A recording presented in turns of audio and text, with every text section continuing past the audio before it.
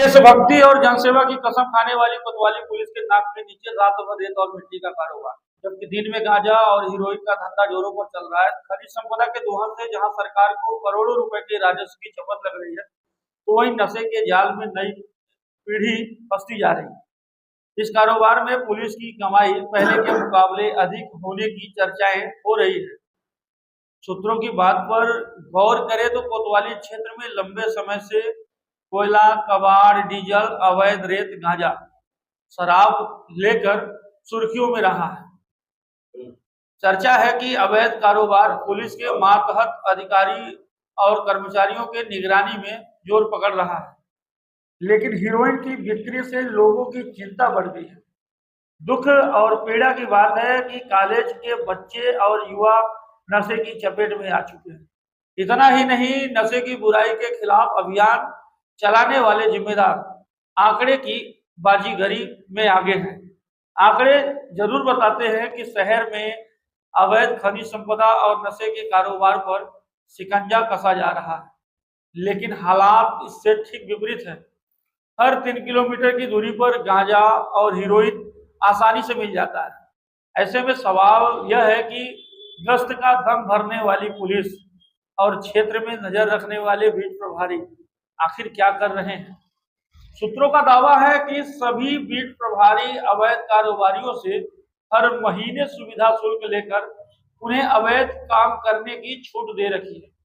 इधर बता दें कि जब नए पुलिस कप्तान सिंगरौली आए हैं, तो किसी से अपने कार्यकाल की उपलब्धियां गिनते और सेखी बघारते हुए हर कोई सुना, लेकिन सवाल यह है कि आखिर श्रृंगी ऋषि की धरती में ऐसा क्या हुआ कि साहब का सारा तजुर्बा फेल हो गया।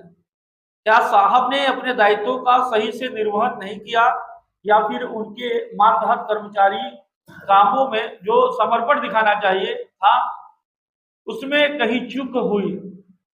कभी जहां भी रही हो, लेकिन जिले के बधौरा चौकी क्षेत्र में आगजनी की घटना और कोतवाली अंतर्राष्ट्रीय बस स्टैंड में अचानक 2 बसों का धूल धूल कर जलना पुलिस के कार्यप्रणाली पर सवाल खड़े होने लगे। नए नगर और ग्राम रक्षा समिति पर भी लग रहे आरोप। पुलिस हर जगह नहीं मौजूद रह सकती। अपने सूचना तंत्रों को बढ़ाने पुलिस ने नगर और ग्राम रक्षक समिति बनाई। यह पुलिस की तीसरी आंख मानी जाती है। समिति के सदस्य पुलिस के सहयोगी बनकर अपराध की रोकथाम में महत्वपूर्ण भूमिका भी निभाते हैं। बावजूद इसके शहर और गांवों में धड़ल्ले से अवैध शराब और गांजा की बिक्री की जा रही है। सूत्रों का दावा है कि नगर और ग्राम रक्षा समिति के सदस्य भी अवैध कारोबार में बराबर सहभागी हैं।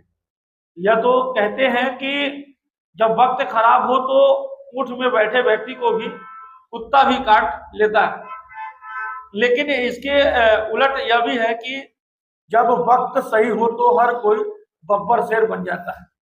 लेकिन कहते हैं कि श्रृंगी ऋषि की धरती पर बड़े बड़े बब्बर शेरों को लोग पस्त होते हुए भी देखा है।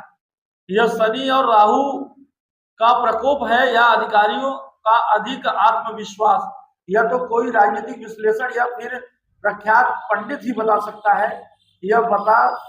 यह बात इसलिए कहनी पड़ रही है क्योंकि जिले में एक ऐसे ही अधिकारी की चर्चा है जो कि छिंदवाड़ा में अपने कार्यकाल को उपलब्धियां के तौर पर गिनाते रहे हैं, लेकिन जब से जिले में आमद दिए हैं, कानून व्यवस्था पर ही सवाल खड़े होने लगे।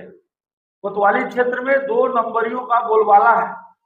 सूत्र बताते हैं कि कोतवाली क्षेत्र हमेशा से न केवल रेत मिट्टी के अवैध कारोबारों के लिए, बल्कि कोयला, कबाड़, शराब, गांजा, हीरोइन जैसे मादक पदार्थों के लिए बदनाम रहा है।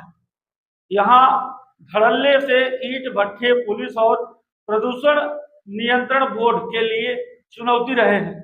हालांकि इन 2 नंबरियों को पुलिस के सिपाही से लेकर वरिष्ठ अधिकारियों तक ने अपने जरूरत के मुताबिक पोषित किया, क्योंकि पुलिस की कमाई अवैध कामों पर ही टिकी है। सूत्रों का दावा है कि रेत, मिट्टी, मुरुम, कोयला और राखड़ वाहनों से कोतवाली पुलिस करीब 20 लाख रुपए महीना जो है वसूल रही है।